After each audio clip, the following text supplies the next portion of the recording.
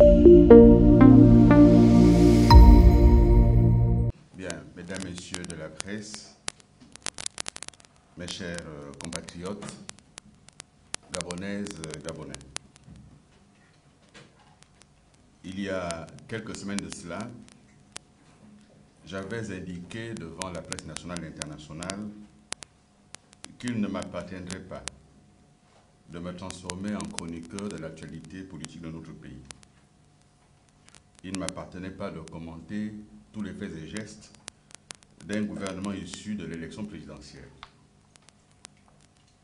Ce faisant, mon but était de laisser à l'équipe nouvellement constituée le temps et le soin de prendre ses marques, car à mes yeux, la confrontation politique ne doit pas conduire à l'obstruction, ni à l'empêchement de projets de développement.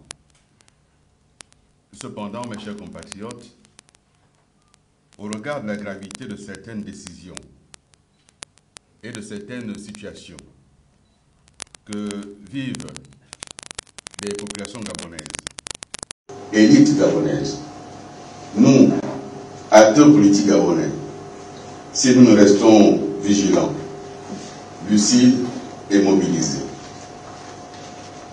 Il ne s'agit plus d'un simple ajustement de régime ou de pratique. Il s'agit de déterminer ici et maintenant quelle république nous voulons bâtir. Pour qui? Pourquoi? Au nom de qui? Je prends aujourd'hui la parole devant vous pour évoquer 5 faits majeurs. Une démocratie de celle et non d'expression. Une démocratie de contrôle et non de confrontation. À nos yeux, signifie la nomination de M. Henri-Claude Nguema. Ce n'est pas de la compétence de l'homme, pas ses capacités managériales qui sont en cause. C'est le signal politique Nguema concentre désormais les fonctions économiques tout en gardant le contrôle d'une banque systémique avec l'accord de ses actionnaires. C'est une anomalie démocratique. C'est un mélange de genres à tous les principes de bonne gouvernance. Une violation flagrante des lois nationales et des directives communautaires. On ne gouverne pas un pays comme on gère une entreprise. On ne réforme pas l'État en s'appuyant sur un oligopole. On ne modélise pas la République en la livrant à la démocratie d'un seul homme. L'éthique, aussi bien publique que personnelle, impose des lignes rouges. Et ces lignes rouges sont aujourd'hui allègrement franchies. L'État se trouve donc assujetti au bon vouloir d'actionnaires privés qui seuls peuvent décider du moment où le ministre des Finances abandonnera ses autres mandats. Cela n'est pas acceptable en démocratie et nous le dénonçons. Par ailleurs, l'économie, la politique, la finance et la garde républicaine, corps d'élite ne dépendant que du seul président de la République, ne peuvent pas être logés dans le même village, la même maison, entre les mains d'un cercle restreint. En d'autres pays, ça s'appelle un cartel. C'est inacceptable.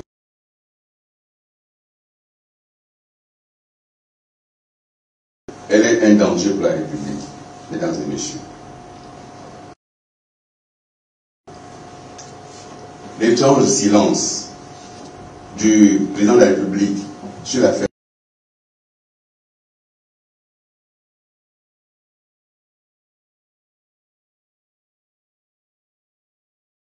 l'opinion nationale s'est emballée. L'opinion internationale s'est interrogée. Nous avons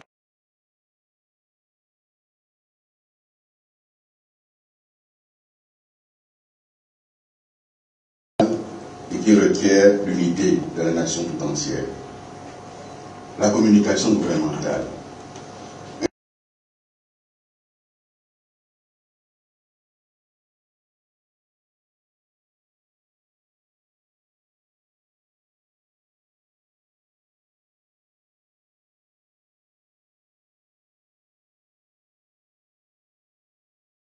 définitive de la souveraineté du Gabon sur les îles Mbaye,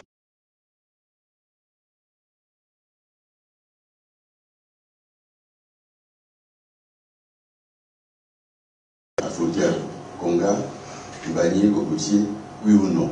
C'est la seule question qui vaille.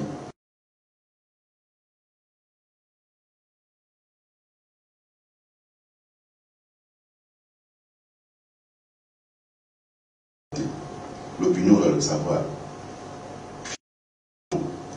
Quelles sont les localités gabonaises ou équatoriennes qui seraient en négociation, en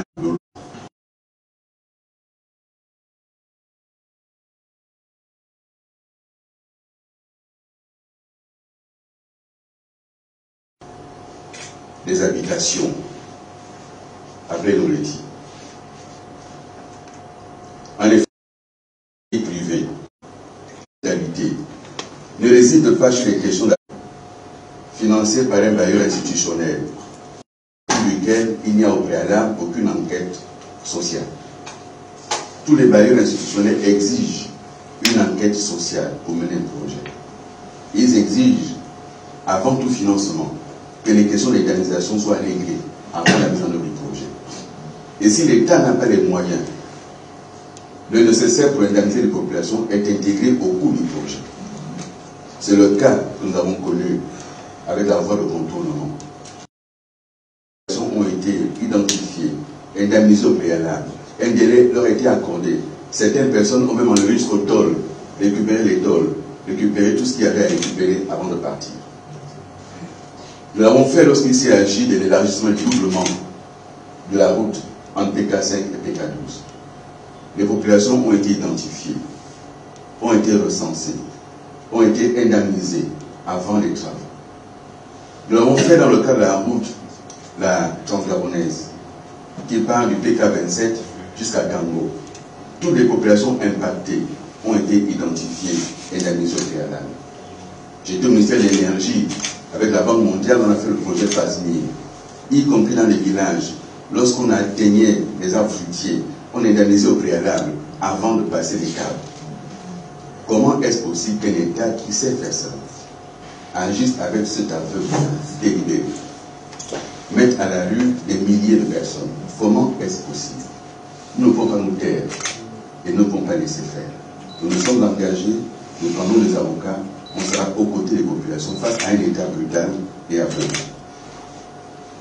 Mes chers compatriotes, à ceux qui sont aujourd'hui à la manœuvre, qui ont la conduire l'État, je voudrais m'adresser à eux, non pas un adversaire, mais un citoyen lucide, qui sait qu'un pouvoir, aussi légitime soit-il, ne gagne rien à briser son propre peuple. C'est un homme d'expérience que je vous parle et que je m'adresse à vous. Comme le dit une sagesse orientale, ne porte pas la hache au tronc de l'arbre sous lequel tu t'es abrité sous l'orage. Chacun a compris que les danses, les chansons, c'était pour la légitimité. Et une fois légitimé, le vrai visage apparaît, le visage de la brutalité. Mais je vous le dis, vous qui gérez l'État, et je le dis avec gravité, il est encore temps de reculer. Il est encore temps de revoir la copie et de trouver la solution la mieux adaptée pour les populations déjà impactées et en grande difficulté. Le chemin que vous avez emprunté n'est pas le bon. Rebrousser chemin. On peut bâtir sans détruire des vies. On peut réorganiser sans humilier. On peut assainir sans déshumaniser. Arrêtez cette opération. Arrêtez-la. Trouvez des solutions de relogement pour les populations qui ont été impactées. Le temps qu'un vrai recensement se fasse. Parce que manifestement, le gouvernement ne dit pas la vérité. Et je refuse ceux qui disent que le président n'était pas au courant. Il est le chef du gouvernement. Une telle opération ne peut pas avoir été organisée à son insu. Et si tel est le cas, il n'a pas à être président. Si dans ton pays, dans ta capitale, on peut détruire ça sans que tu sois au courant, c'est que tu ne mérites pas d'être président. Et si tu méritais d'être président, tu ne peux pas laisser faire ça. C'est ce que je dis. J'invite mes chers compatriotes, ceux qui, nombreux aujourd'hui, semblent se réjouir et défendre l'indéfendable. On entend dire c'est la loi, il faut appliquer la loi. Mais c'est quelle loi? C'est la loi qui impose à l'État de fournir aux populations les terrains constructibles. L'État l'a-t-il fait? C'est quelle loi? C'est la loi qui exige une indemnisation juste et préalable. C'est quelle loi? Il y a d'un côté la loi, de l'autre côté la justice. J'invite donc nos compatriotes qui semblent se réjouir et qui défendent les défendables. Nos compatriotes qui brandissent l'application de la loi dans toute sa rigueur, je les invite à se rappeler que la loi sans la justice conduit à la barbarie, à l'injustice. Je les invite à se souvenir que le feu qui enflamme la cage du voisin peut aussi brûler ta propre cage. Non, un pays ne se construit pas pour le silence imposé, ni de brutalité. Fut-elle assumée, cette brutalité? Un pays se construit dans l'écoute, la bienveillance et la justice. Et croyez-moi, c'est un homme d'expérience qui vous le dit. Mes chers compatriotes, mesdames et messieurs de la presse, le Gabon n'est plus en transition. Le Gabon a un président élu, qui plus est chef du gouvernement. Le Gabon a une administration, elle est en place. Le Gabon a une constitution imparfaite. Nous avons combattu, mais elle est en vigueur. L'heure n'est plus aux accommodements. L'heure n'est plus aux à peu près. L'heure n'est pas à la punition collective. L'heure est à la vérité. Car ce qui se passe à Pénolti est une punition collective. La vérité, elle est laquelle? La vérité, c'est que le régime actuel, sous des habits neufs, reproduit des schémas anciens, mais en pire. Ces schémas, c'est la concentration du pouvoir. Ces schémas, c'est l'exclusion de voix indépendantes. Ces schémas, c'est la personnalisation des fonctions, le verrouillage du pluralisme, la brutalité administrative. Mais nous ne nous tairons pas. Nous ne négocierons pas notre silence. Nous ne courberons pas les Chines. Ce pays mérite une autre gouvernance.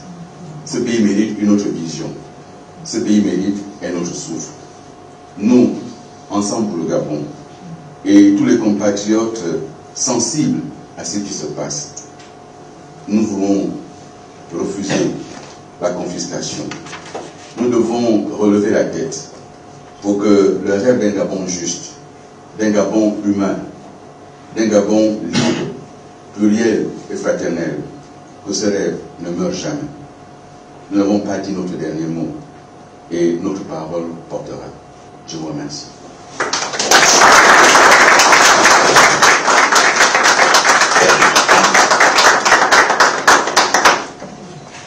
Nous allons répondre aux questions de la presse. Oui, M. Béancé. Bonjour, Monsieur le Président. C'est le cinquième point de votre conférence de presse qui m'intéresse. Vous avez ce qu'on pourrait constituer le cœur de votre conférence de presse. Il s'agit de l'opération de l'éclaircissement pour Adémolé. Vous avez donc annoncé l'engagement de trois avocats pour défendre les familles expropriées. Est-ce que c'est avec leur accord? Et comment éviter que cette opération ne soit perçue comme une bataille politique, plutôt qu'une action pour la justice sociale? L'élection présidentielle a eu lieu le 12 avril. Cette élection est derrière nous. L'engagement du citoyen à l'aigle de l'Église est un engagement pour le développement de son pays.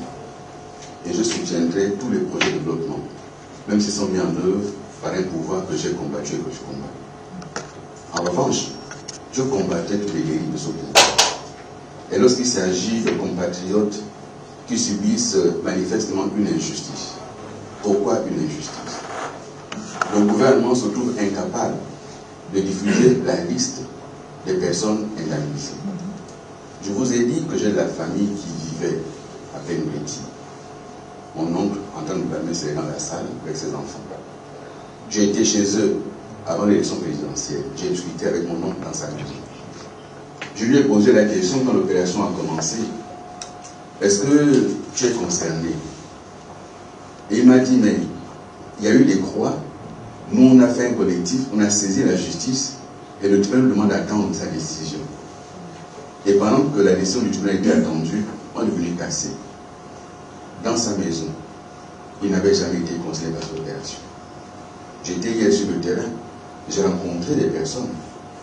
Et j'ai rencontré un jeune homme, topographe, qui travaille au ministère de l'urbanisme et qui nous a rappelé jusqu'où le projet initialement devait s'arrêter. Mais au-delà de tout ceci, j'ai été aux responsabilités. Et ce projet, je le connais. Et souvenez-vous que la première déclaration d'utilité publique date des années à Ligon. Mais pourquoi on n'a pas mis cela en œuvre? Parce qu'il y a l'humain au centre. Et parce que dans les décisions de déguerpissement, nous avons décidé, avant tout déguerpissement, d'apporter des solutions de relogement au préalable. La cité avec Guélançon a été construite pour reloger les populations impactées par les bassins versants. Ce matin, la une de l'Union portait sur un projet d'aménagement de bassin versant où le responsable du projet indiquait qu'on construit au préalable plus de 1000 maisons pour reloger les populations avant de passer à la destruction des maisons. Pourquoi ceci n'a pas été fait?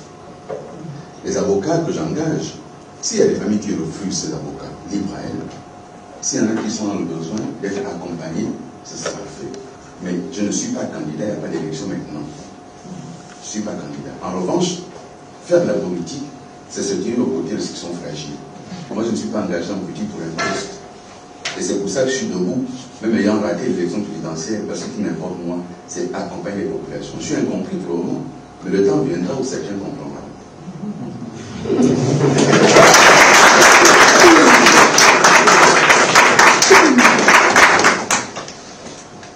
Est-ce qu'il y a une autre question?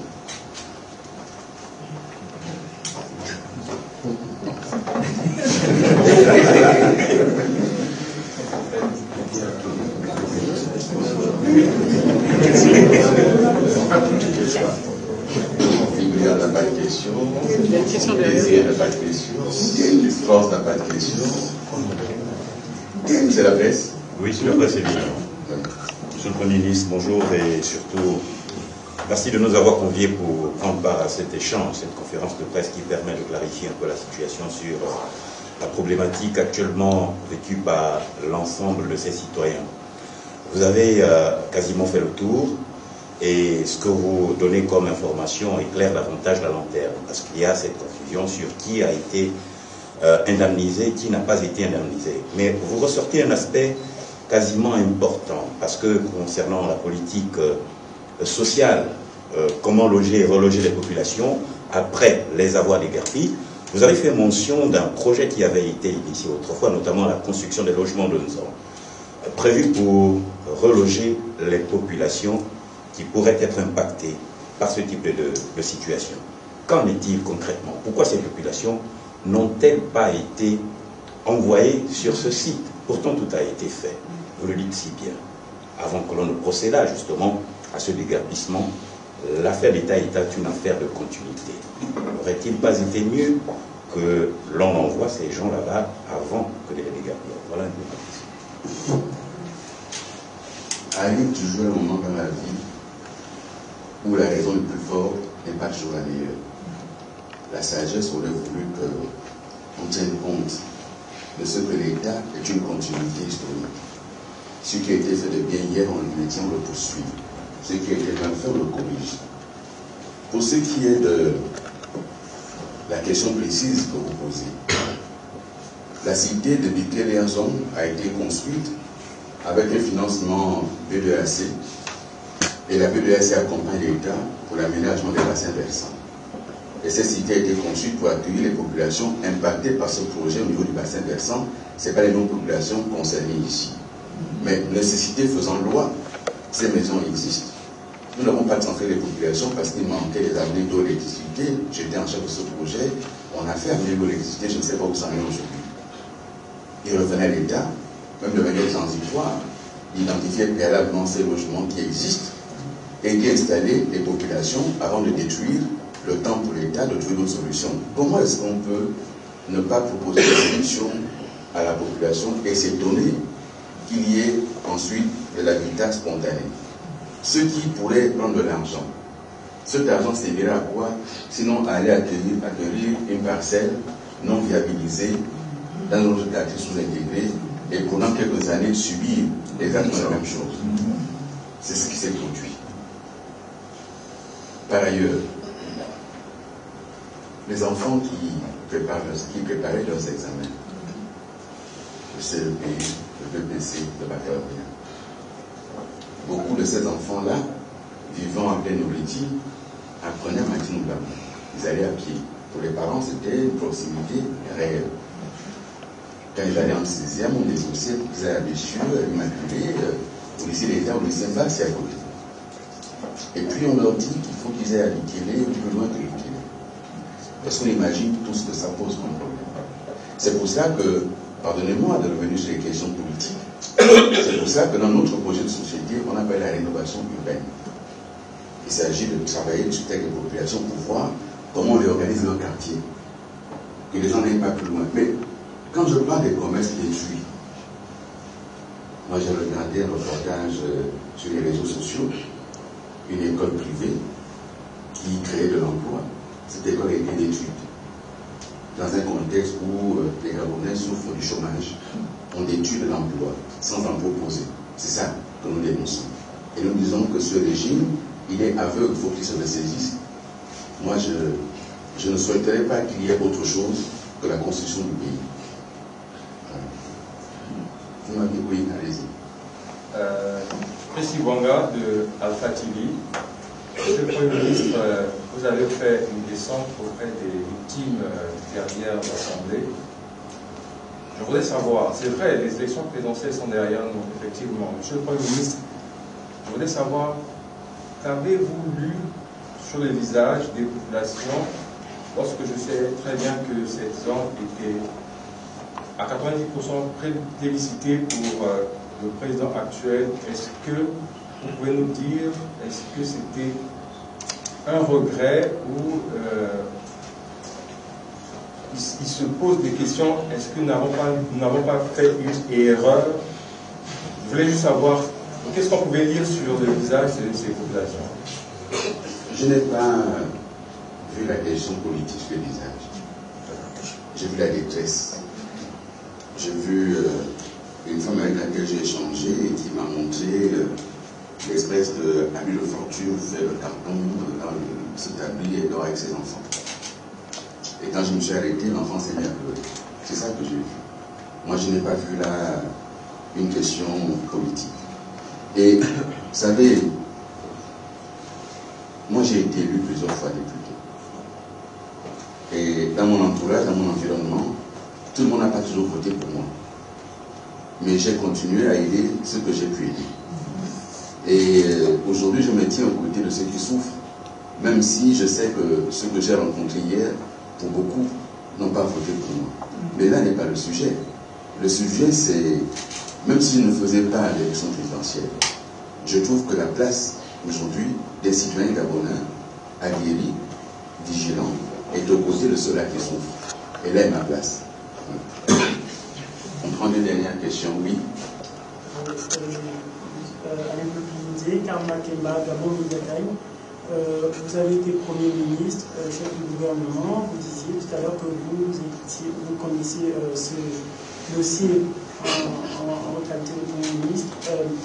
Est-ce que cette liste à laquelle on fait allusion par-ci et là existe réellement? Lorsque j'ai été chef du gouvernement, je n'ai pas vu cette liste. Mais moi, si j'avais été ministre, je n'attendais pas que l'huissier de justice m'apprenne la liste. Parce que l'huissier n'est qu'un auxiliaire de justice et il agit au moment de l'exécution. Mais en amont, il y a des dossiers qui ont été préparés par l'administration. Et donc l'administration de l'habitat a normalement le dossier. Le trésor doit avoir le dossier puisque lorsqu'on paye, on sait à qui on paye. Il doit y avoir ces dossiers-là. À moins qu'il n'y ait pas volonté à publier la liste. Parce qu'en publiant la liste, on verrait peut-être qu'il y a des personnes dessus qui n'auraient pas dû recevoir ce qu'elles ont récupéré. Et peut-être qu'il y a des personnes qui sont impactées aujourd'hui qui ne sont pas sur la liste. Moi, je demande deux choses au terme de cette conférence de presse. La première chose, je suggère humblement au pouvoir d'arrêter l'opération. Je suggère humblement de recommencer l'opération. Je suggère de stopper cette opération où ils en sont aujourd'hui, de sorte de réorganiser les choses. La précipitation ici ne conduit à rien. Et je le dis encore une fois, derrière cette opération, je crains fortement une pression des investisseurs qui ont besoin de construire. Derrière cette opération, c'est la spéculation qui est en place. Pourquoi est-ce qu'on commence par cette zone? Parce que c'est une zone de prestige. Une fois qu'on a cassé l'habitat qu'il y avait, nous avons donc maintenant les institutions, les grandes ambassades, et donc ce foncier va prendre de la valeur. Et je soupçonne de la spéculation foncière à venir. Les projets de tours qui ont été annoncés, qui construit les tours, et vérifier la loi de finances 2025. Est-ce que ce projet est financé à la loi de finances 2025? S'il n'est pas financé dans la loi de finances, qui le finance? Voilà les questions que je pose. Bien. Oui, Duguillon. Merci, Monsieur le Président. Je voudrais évoquer la question diplomatique. Vous avez fait allusion par rapport à Aline Bannier. C'est une question de souveraineté, c'est vrai. Monsieur le Président, vous avez été un homme d'État. Vous avez été quelqu'un qui connaissait les rouages du pouvoir. À votre place, qu'aurez-vous fait à cet instant? Vous aurez préféré choisir la voie de la confrontation ou la négociation en rapport au rendu de la justice internationale? Vous, à votre place, Monsieur le Président, qu'aurez-vous choisi de faire à cet instant? Le dossier Mbagnier, il y a quelques jours, des gens ont célébré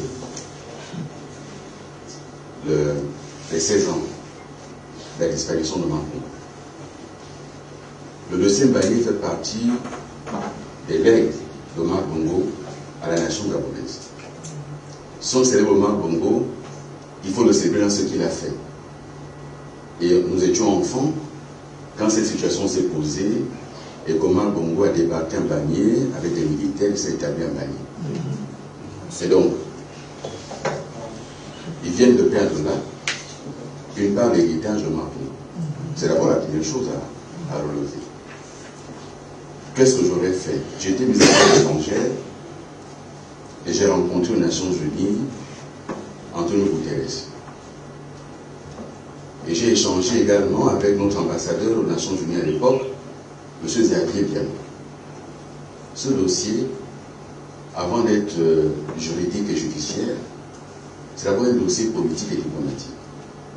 Et c'est là que nous avons perdu ici, sur le plan de la politique et de la diplomatie. Ce n'est pas ailleurs. Si vous avez un contentieux avec quelqu'un, que vous l'appelez papa. Les présidents n'ont pas de père. Et une fois appelé quelqu'un,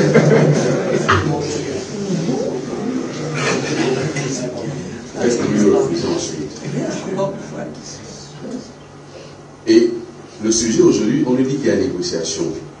Et moi je demande, elle porte sur quoi la négociation? C'est une question qui concerne chacun de nous. Ça ne peut pas être un secret.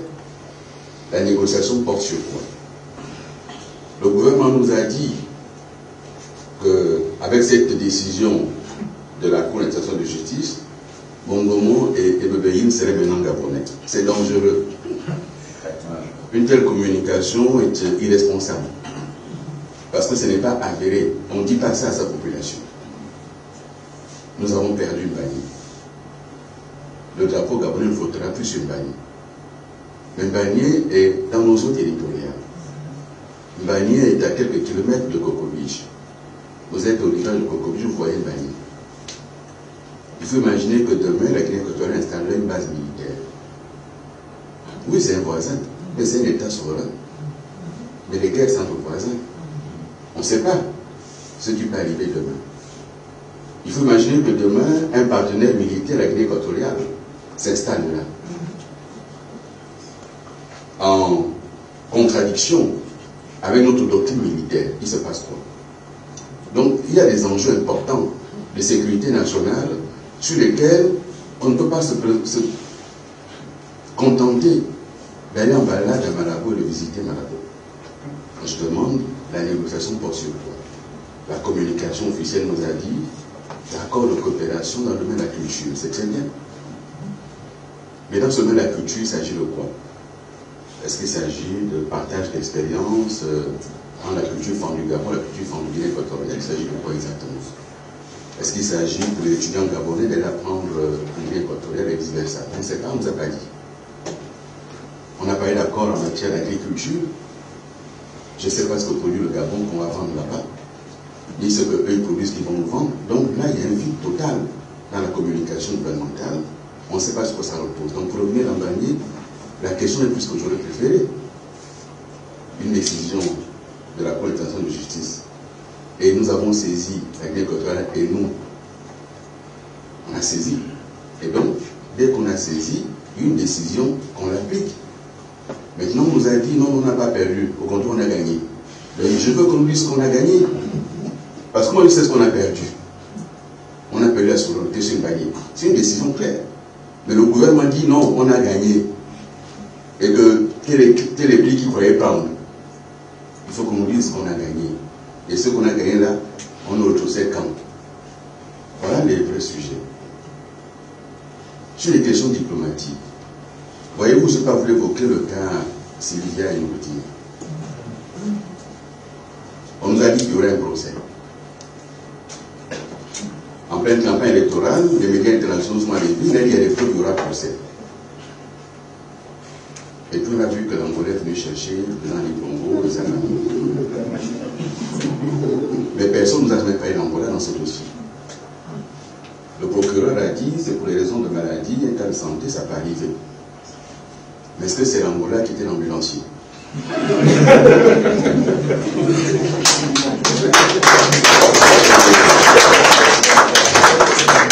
voyez, nous ne pouvons pas continuer dans un pays sans apporter la transparence. Moi, j'avais dit en pleine campagne, si je suis élu, il y aurait un procès. Et j'avais dit, s'il n'y a rien dans le dossier, qu'on les libère. Et aujourd'hui, je dis, mais que fait encore Vourandiani en prison?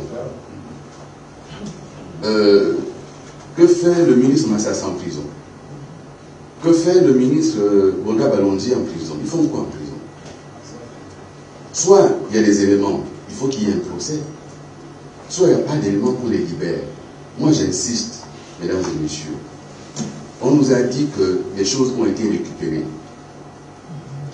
Il s'agit de quoi? Qu'on donne la liste. Si c'est des biens meubles, qu'on dise quoi? Si c'est de l'immobilier, qu'on dise quoi? Si c'est du foncier, qu'on dise tel bien appartenait à la famille Ali Bongo, ça a été récupéré.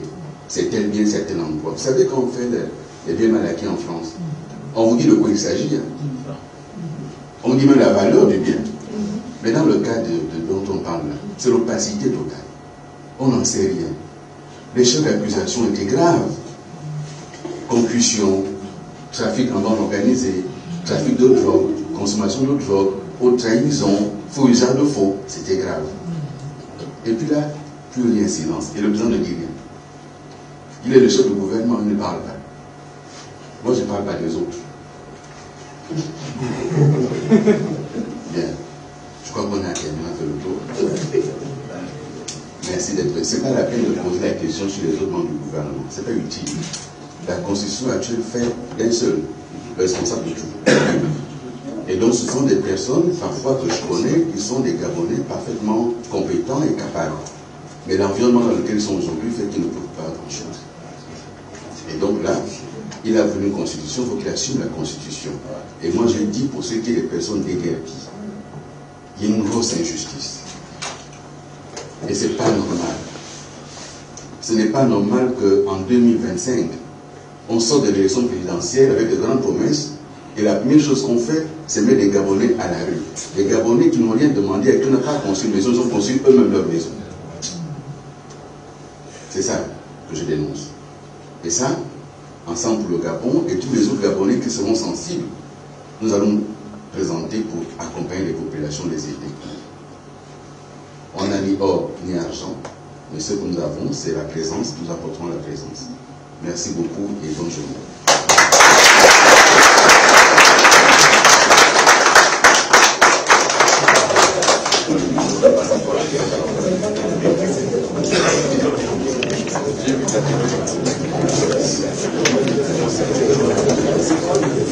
Ça va bien?